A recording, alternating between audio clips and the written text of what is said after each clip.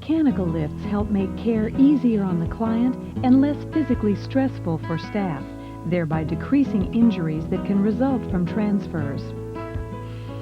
The Vanderlift can be used to transfer clients who require high levels of care. Refer to the operation manual for client selection criteria. The Vanderlift may be used to transfer clients who weigh up to 450 pounds. Clients who have injuries or medical conditions that could be aggravated by the lifting procedure may not be lifted or transferred with the Vanderlift. This video should be used along with the Vanderlift operation manual and hands-on training led by a manufacturer's representative or by your facility's mechanical lift trainer as part of a mechanical lift education program. The video is divided into different modules. Practice the procedures demonstrated in each module with staff members until you are comfortable and confident with your ability to operate the Vanderlift safely before using it to transfer clients. Only staff members who have been trained according to the procedures in this video by a manufacturer's representative or by your facility's mechanical lift trainer may use the Vanderlift.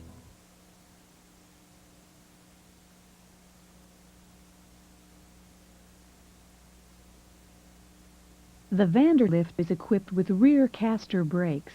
The brake should only be used when operating the lift on a ramp or an incline.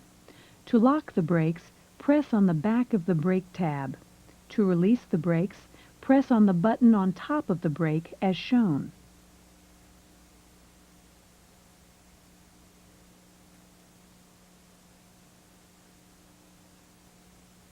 The base should be open to its widest position for all transfers.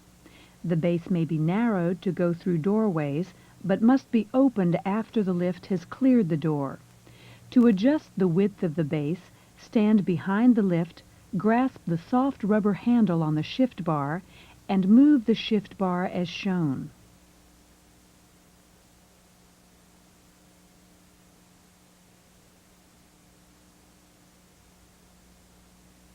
The pendant switch is used to raise and lower the lift. To raise the lift, press on the up arrow. To lower the lift, press on the down arrow. The pendant switch attaches to the lift with a magnetic base. The magnetic base allows you to move the pendant switch to any metal surface on the lift. The pendant switch has a red low battery light and a green battery charge light. The low battery light will shine when the batteries have used about 70% of their charge. Although enough charge will remain to do several more transfers when the low battery light is on, it is important for staff to plug in the power cord and recharge the batteries.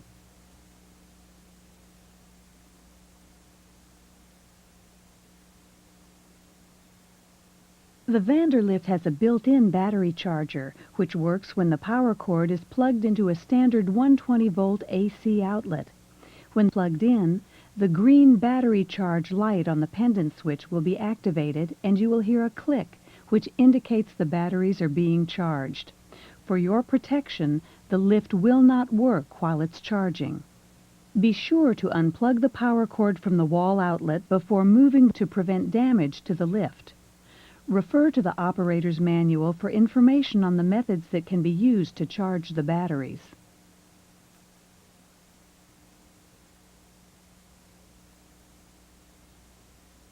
If the pendant switch does not work, the emergency up-down switch located on the back of the lift base can be used to raise and lower the lift. Lift the switch to raise the lift and depress it to lower the lift. This switch should only be used when the pendant switch fails.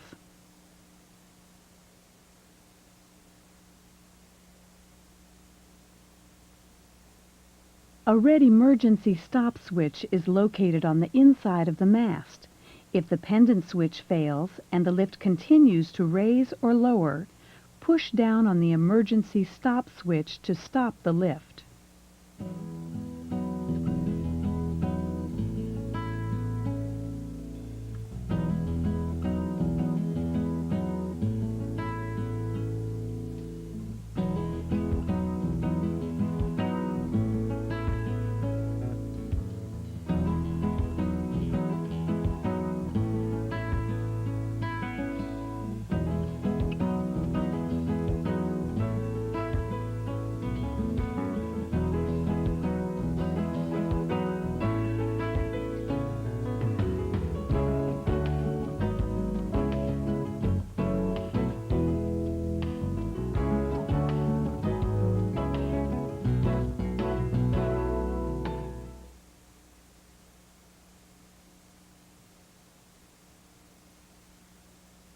Before transferring a client, it is important to check the sling for signs of damage, for loose and missing stitching, and for tears and excessive wear that might cause it to fail. Be sure to inspect the stitching that attaches the loops to the sling. Damaged or overly worn slings must not be used, as their use can result in injuries to the client or staff. These are examples of the types of damage to look for.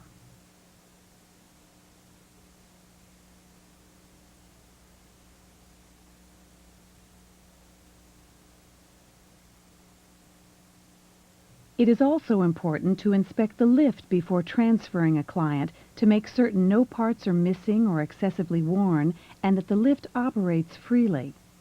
Make sure all nuts and bolts are present, that the lift arm hooks are not worn,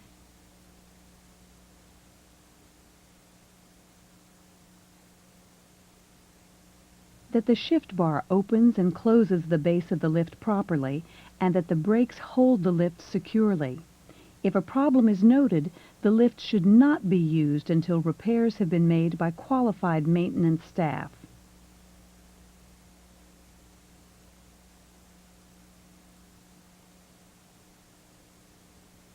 VanCare slings come in a variety of styles and sizes. The standard Unifit sling will be used in the demonstrations. When transferring a client using the Unifit sling, the sling should be long enough to fit from the client's coccyx to the top of the client's head, or a few inches above the top of the client's head. The sling should be wide enough for fabric to extend at least 2 inches in front of the client's anterior shoulder. When the correct size sling has been determined, the information should be documented on the client's care plan, and the information should be communicated to the nursing staff. Using a sling that is too small or too large may result in injury to the client. It is important for staff to use the correct size sling when transferring clients. Refer to the operation manual or contact your distributor for information about sizes, fabrics, and types of slings that are available. Two methods can be used to position the leg supports. Refer to the manual or contact your distributor for client selection criteria for each of the methods. Position the leg supports by lifting the client's legs one at a time and pulling the leg supports under each leg, being sure not to twist or fold the leg supports. Cross the leg loops for one leg support through the leg loop closest to the leg support on the other side of the sling. Position the leg supports by crossing each leg support under both of the client's legs, being sure not to twist or fold the leg supports.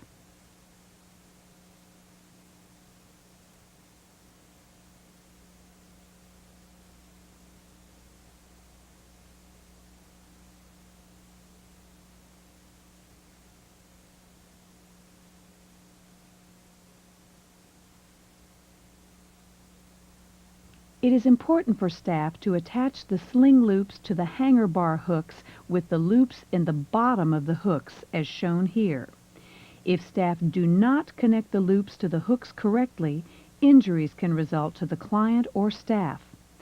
It is important for staff to double check the loop attachment to the lift before every transfer. This shows the sling loop incorrectly positioned on top of the hook guard rather than in the bottom of the hanger bar hook. This shows the sling loop caught on the end of the hook guard rather than in the bottom of the hanger bar hook. The crossed loop method of positioning the leg supports will be shown in this demonstration. Before transferring the client, check the care plan to find out how many staff members are required, which size sling, and which method of connecting the sling to the hanger bars is to be used. Inspect the lift and sling to make sure they are undamaged and in good working order. Explain the procedure to the client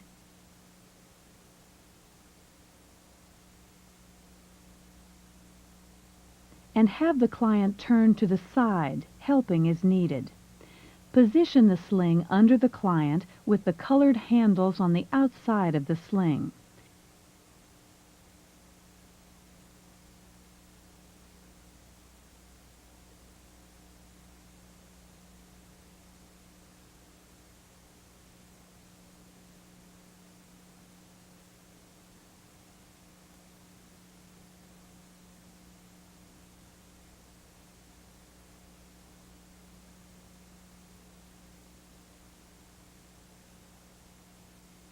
Place the leg supports under the client's legs, being sure not to twist or fold the leg supports.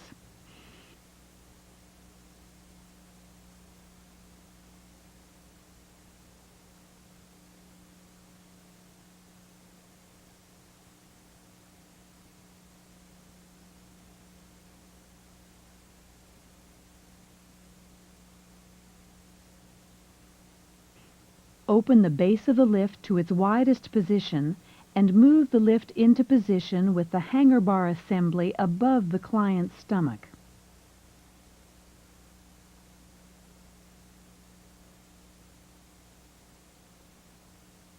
Connect the sling loops to the hanger bar hooks to transfer the client in the desired sitting, half-sitting, or lying position. The sitting position is shown here, with the shoulder loops connected to the hanger bar hooks in the loop closest to the sling and the leg loops in the farthest loop from the sling. Double-check the sling connection to the lift. Leaving the brakes unlocked, lift the client about 2 inches off of the bed.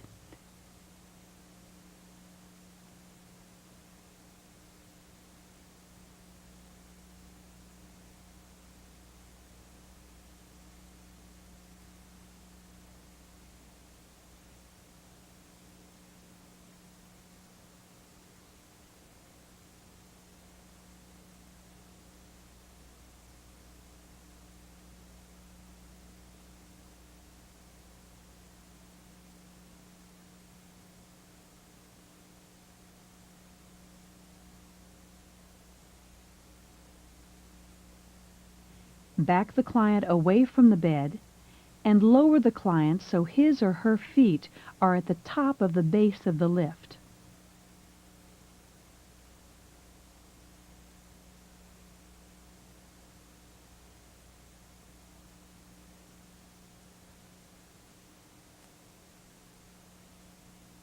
Slowly turning the lift, move the client over the wheelchair until the client's buttocks are against the backrest, adjusting the angle of the wheelchair slightly if needed.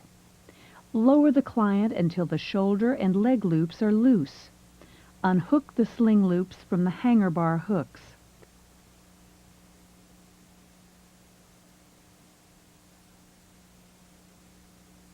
Back the lift away from the wheelchair and remove the sling.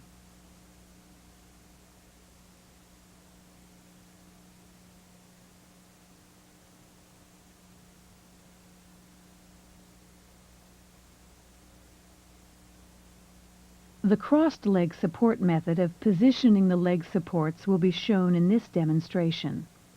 Before transferring the client, check the care plan to find out how many staff members are required, which size sling, and which method of connecting the sling to the hanger bars is to be used.